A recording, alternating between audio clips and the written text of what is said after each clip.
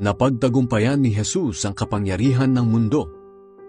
Sinasabi ko sa inyo ang mga ito sa pamamagitan ng mga talinghaga.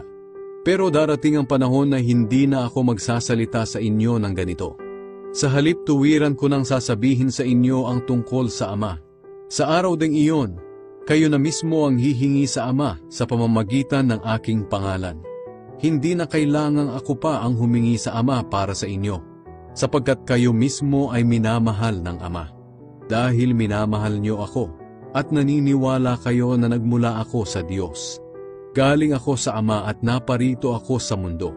Pero ngayon ay aalis na ako, at babalik na sa Ama. Sinabi ng mga tagasunod niya, ngayon po'y nagsasalita na kayo sa amin ng malinaw, at hindi sa pamamagitan ng talinghaga. Ngayon alam na namin na alam niyo ang lahat ng bagay. Dahil kahit hindi namin kayo tinatanong, alam niyo kung ano ang itatanong namin. Kaya naniniwala kami na galing kayo sa Diyos. Sumagot si Jesus sa kanila, kung ganoon, sumasampalataya na ba kayo ngayon sa akin? Pero darating ang oras at dumating na nga, na magkakawatak-watak kayo at magkakanya-kanya, at iiwan niyo akong nag-iisa.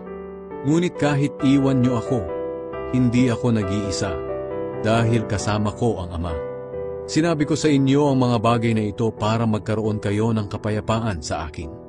Daranas kayo ng paghihirap dito sa mundo, pero magpakatatag kayo, dahil nagtagumpay na ako laban sa kapangyarihan ng mundo.